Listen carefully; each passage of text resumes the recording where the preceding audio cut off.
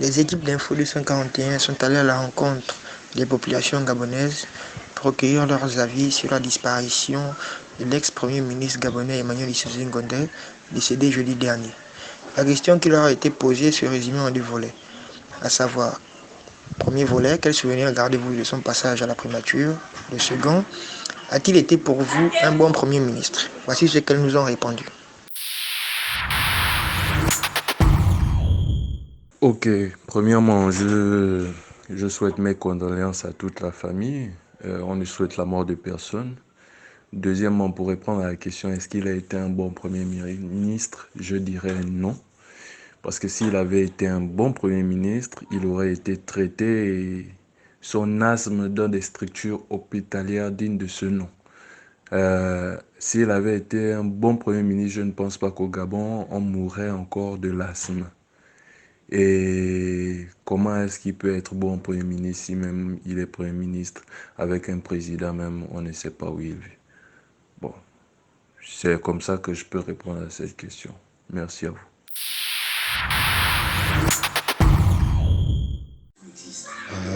J'ai connu M. Issoufou Ngondé du temps où il était directeur de la zone Asie aux affaires étrangères.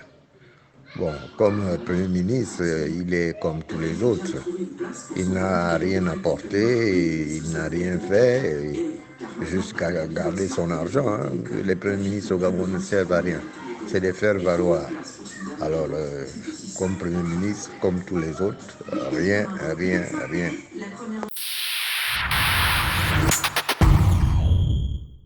Mais jusque étant Premier ministre, moi je vois pas exactement ce qu'il a eu à faire pour le Gabonais ou à gérer un problème quelconque d'un Gabonais.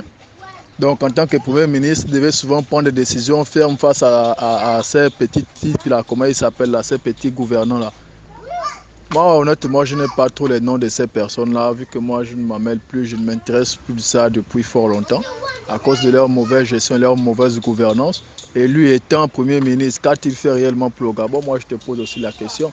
Moi je ne vois pas quel a été l'apport lors de ces 2 mandats. Je ne sais même pas combien de mandats il a eu à faire. Bon, tu as eu à dire qu'il a fait 2 mandats, donc 2 ans. C'est beaucoup d'années. Mais qu'a-t-il fait, qu'a-t-il apporté au Gabonais lambda lors des problèmes, par exemple, des étudiants? Il pouvait peut-être faire avec son type, là, comment il s'appelle, là, le ministre de l'enseignement supérieur, et prendre une décision pour le jeune Gabonais qui cherche à se débrouiller et terminer les études et tout, etc. Mais vu qu'ils ne font pas, vu que personne ne gère ça, donc tu vois qu'on trébuche toujours. Donc de mon côté, vraiment, il n'a servi à rien.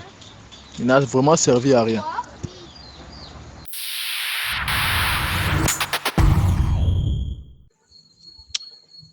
Pour parler de Monsieur Issoufou Ngondé, que Dieu a son âme en ce jour, c'est un premier ministre gabonais, comme plusieurs l'ont été avant lui. J'aimerais dire franchement, c'est un premier ministre qui a su reconnaître sa position de chef de gouvernement. C'est quelqu'un qui nous a apporté un plus lorsqu'il était à la tête de ce gouvernement. Le souvenir que j'ai de lui, c'est que c'est quelqu'un qui s'est battu, qui s'est énormément battu pour la défense du peuple gabonais, qui s'est donné au service du gouvernement et qui a produit des fruits positifs. Bon, la question de savoir s'il a été pour nous un bon Premier ministre, je préfère dire que nous ne l'avons pas trop connu. Déjà qu'à ce poste, il n'a pas mis assez de temps, pratiquement 2016, 2018 ou 2019, entre 2, 3 ans. c'est la petite durée qu'il a fait à la tête de la primature gabonaise. Honnêtement, pour 16 heures et son dévouement, je pourrais dire que ça a été un bon Premier ministre. Et aujourd'hui, le Gabon est endeuillé, le Gabon pleure, le Gabon regrette Monsieur Issoze Ngondé. Je me demande si on en aura encore de notre génération un Premier ministre comme lui. Vraiment un homme humble, simple, dynamique et qui a connu le sens du partage et du dialogue. Encore une fois de plus, condoléances à la famille, mes condoléances au peuple gabonais, dont moi-même je suis inclus. Que son âme aujourd'hui repose en paix.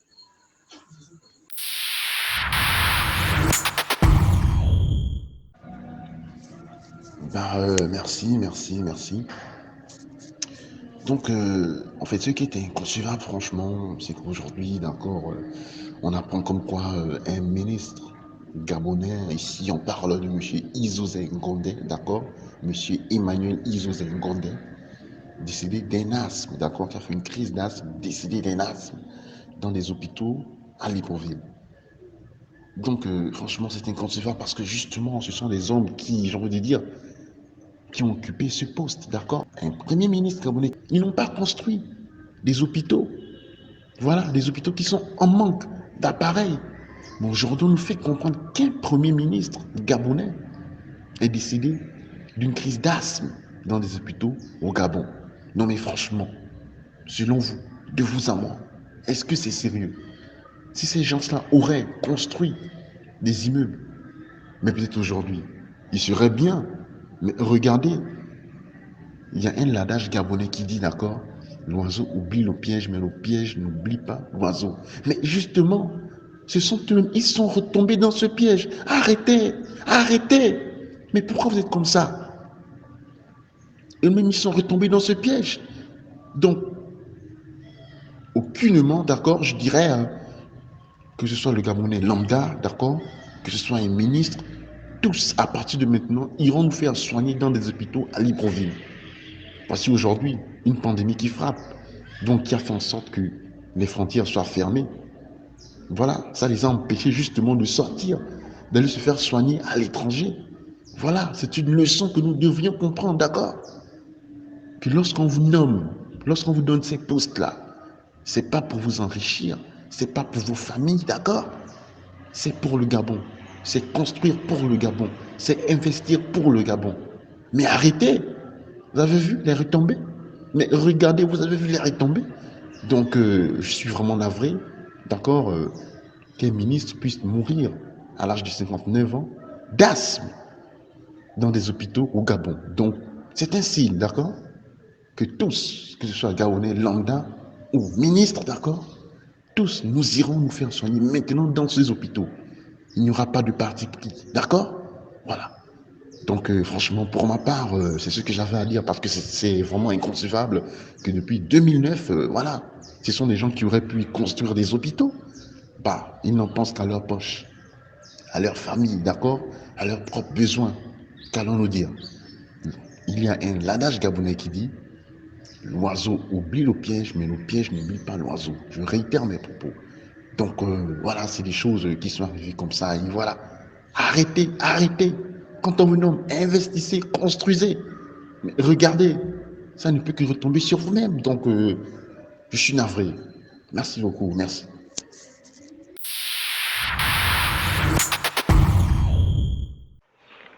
Bon, honnêtement, je pense que c'était pas un bon ministre. Si on se réfère aux événements de 2016 après les élections, les émeutes, les massacres et tout ça, en tant que ministre, je pense qu'il aurait dû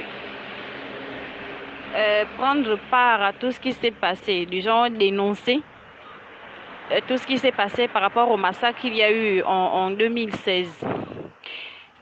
Mais il n'est pas passé à la télé, comme tous les autres ministres d'ailleurs, personne n'en a parlé. Les morts et tout ça ont été camouflés. Jusqu'aujourd'hui, il y a des familles qui n'ont pas pu retrouver leurs parents décédés cette nuit-là. Donc pour moi, il n'a pas été un bon ministre. Il a été comme tous les autres, juste le poste et s'enrichir. C'est tout. Il faut tout simplement dire que M. Issa Zengonde, c'est un citoyen gabonais comme tout autre. M. Issa Zengonde a été Premier ministre dans ce Gabon. Pour moi, au passage, je veux d'abord adresser les sincères condoléances à sa famille. Et il faut aussi dire que ce n'est pas tout le monde qui est bon. Dieu ne pourra pas donner tout à quelqu'un. Il y a forcément quelque chose qui va manquer sur la personne. Et je pense bien que la Bible déclare qu'on ne juge point. Moi, je ne suis pas là pour juger les gens. Donc, paix à son âme et respect encore pour tout son temps passé à la primature. Et encore, je pleure au fond de moi parce que j'ai perdu un frère, un père, un grand-père du pays. Donc,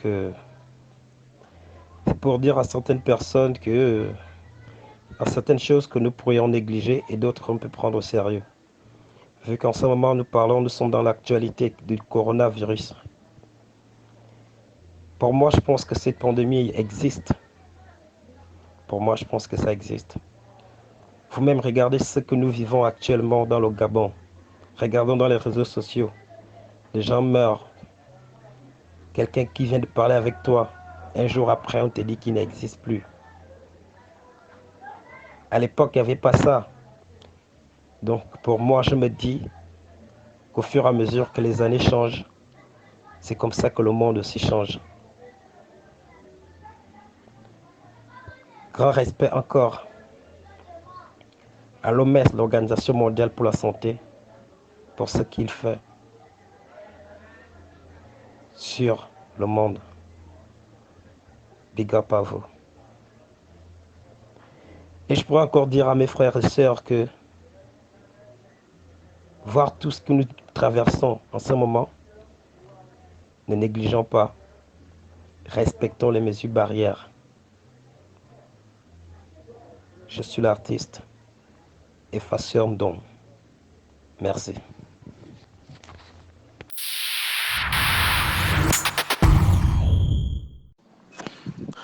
Bon, moi, ce que je retiens de lui, c'est par rapport à 2016, en août 2016, le drame qui s'est passé dans la période post-électorale de 2016. Donc, ce que je peux dire pour moi, c'est que dans sa gestion du gouvernement, quand il était Premier ministre, il avait certains défauts, s'il faisait certaines erreurs qui parfois étaient graves, parfois d'autres erreurs l'étaient moins. Donc, c'est ça, sa gestion de 2016 qui n'a pas été très bonne par rapport à la période. Et puis, à l'éducation nationale aussi, puisque c'est le Premier ministre qui fait le gouvernement. Donc, pour moi, au niveau secteur de l'éducation nationale, pour moi, il ne choisissait pas la personne qu'il fallait. Par exemple, aujourd'hui, on a un professeur dans le secteur de l'éducation nationale, donc il connaît le métier. Donc, pour moi, c'est un peu ça. C'est un peu ce que je peux dire.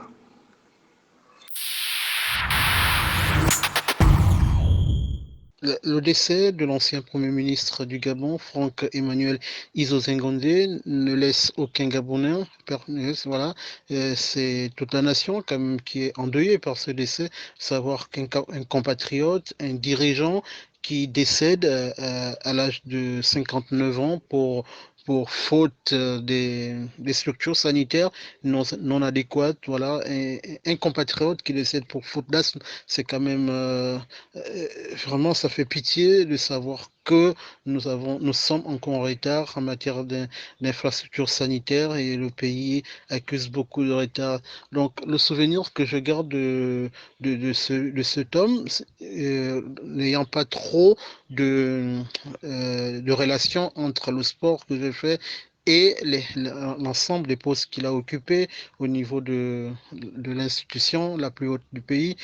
C'est quelqu'un que je connaissais déjà qu'il partait pour les États-Unis en tant qu'ambassadeur. Lorsqu'il est rentré, je l'ai côtoyé encore lors des forums, voilà, le forum Africa Forum, localisé à Libreville par le biais du président Ali Bongo. Et à la primature, je rencontrais l'ex-premier ministre une fois lorsque je partais pour voilà, et il m'a dit, Petit, je te connais, j'ai regardé un des reportages que tu as réalisé. Attention, tu es trop pointillé et c'est un peu de te recadrer parce que tu es en train de vendre le pays avec ta plume assez aiguisée.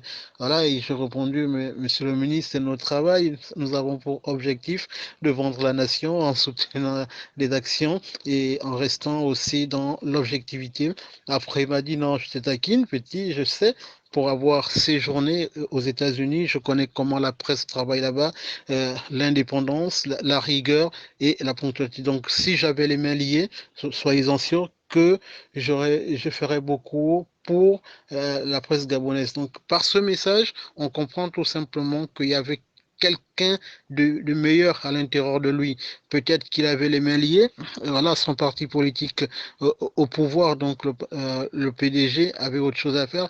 Et donc, lui, étant un simple homme, n'avait peut-être pas trop cette liberté pour pouvoir permettre le décloisonnement de la presse au Gabon. L'autre souvenir que je garde de lui, c'est que c'est le premier citoyen gabonais à avoir déjoué les pronostics de la géopolitique.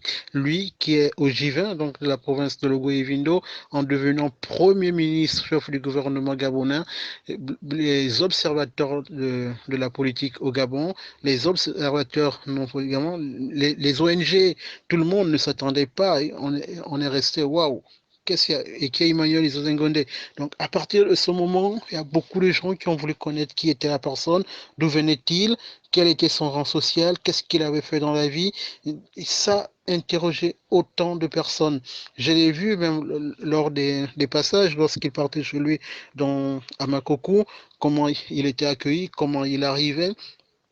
Il roulait sur les mêmes routes que tous les autres citoyens, des routes délabrées lorsque vous roulez, c'est des chocs avec autant de secousses. Il ne prenait pas un hélicoptère pour se rendre chez lui. Voilà, il y a quand même cette forme d'humilité, cette forme de simplicité à l'intérieur de la personne. C'est vrai qu'il n'est plus avec nous aujourd'hui. Lui qui avait quand même décliné, parce que aussi c'est un souvenir que lorsqu'il quitte son poste de Premier ministre, il est choisi par les siens pour devenir le médiateur de la République en relation avec les institutions.